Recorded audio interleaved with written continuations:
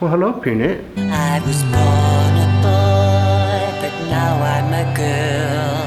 I've done some things that would make your toes curl. Yeah, honey. That's my new favorite song. Linked in the description. Hey guys, welcome to Tiny House Customs. I'm Dan. The lens is just filthy dirty, but hey. So for the past few weeks, I've been working on this this new shop. You know, that's what I use the shipping container as. It's a shop. Since I've been building my tiny house, I got tools everywhere. I got tools in the tiny house, in the barn, and in the shipping container. And the other day I was going through everything, trying to find something. I had to run all over the place to find it, and I was like, I need designated spots for everything. So I stopped losing it because I've really acquired a lot of tools, more than I've ever had, even when I did this professionally. So I made this bench. I like this height. It's really high. It's like 40 something inches. Probably wrong. Yeah, it's 42 inches high. And then I made this next section drop down so that the chop saw can sit on here. I actually I have to attach a piece of plywood underneath it so it is flush here, but I was figuring I could take the plywood. It'll be easier to screw the plywood down to this if I need to secure the saw onto this table, and then I can take it and I can put it down underneath on one of the shelves if I want it out of the way. I put a piece of 1/2 inch plywood on here and then did some cubbies up top. All this was pretty much built with either through screws, just regular butt screws, jointed, whatever, or I did a lot of Craig joint pocket holes. This workbench, I could have filmed it, but I probably spent about 6 or 7 days, and I'm not working hard. I literally cut a piece of wood and then I sit down, watch a YouTube video, and then I get up and cut another piece, like real mellow, just hanging out and enjoying the process. It's so far so good. I might put a little linseed oil on it, just to make it look a little nicer before I dirty it all up. But I think it's cool. I did all French cleats here. I've got, this is gonna end up holding like screwdrivers and stuff. I'm gonna drill holes in that. And French cleats are nice because you can just take that. If I want to move it, I can reorganize everything. I've started making holders for individual tools. So this is my power planer. Goes right in there. It's open on the bottom so no dust can collect in there. And then this holds that.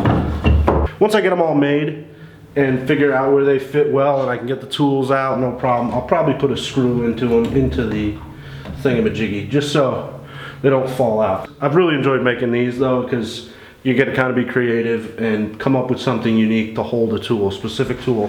I'm a strong believer in owning the corded version before you own the cordless version, and so I have to make all of these so that they hold the cord. One reason I went with the French cleat, because I figured I could just throw the cord behind here and have all the cords just fall down behind. But I always like rolling up my tools, so I'm making them with the cord rolled up a specific way, and then every time I put my tools away, I'll make sure I roll it up that way. Did I say that right? I was thinking of something else and I didn't pay attention to what I was saying. Now since I've made this, I am gonna run some lighting in here. I've got 2 fluorescent tubers going on right now. I'm gonna do 5 across the top, and then I'm gonna put 1 right here to help light up the saw when I'm cutting. I'll have 1 over the table saw, and I'll have 1 over this workbench that's in the back, the old workbench.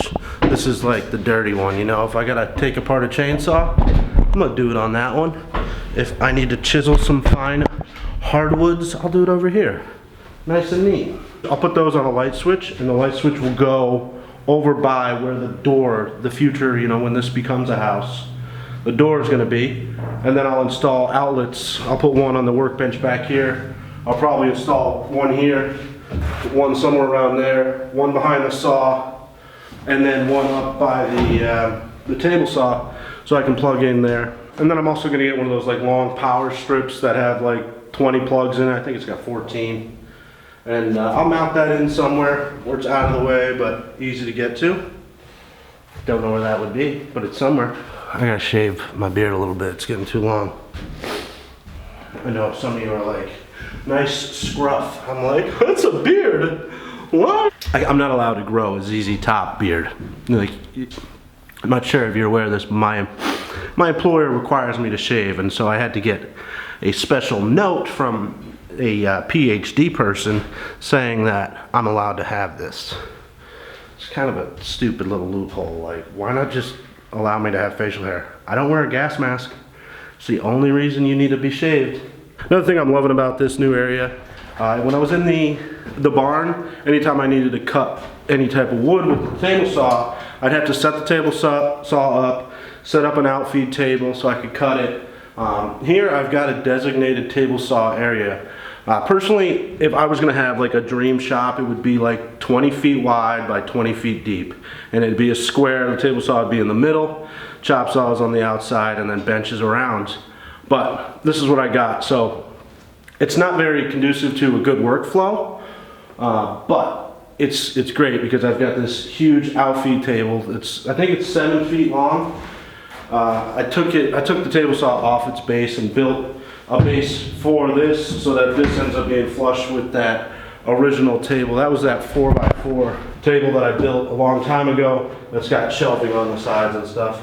But this is nice. I like it. What's that? That's maple. No, that's walnut. A walnut outfeed table. You know, why not? I made a walnut bed frame that you don't even see. That's genius. So let's get into this video. That was kind of long. What was that, about 4 minutes?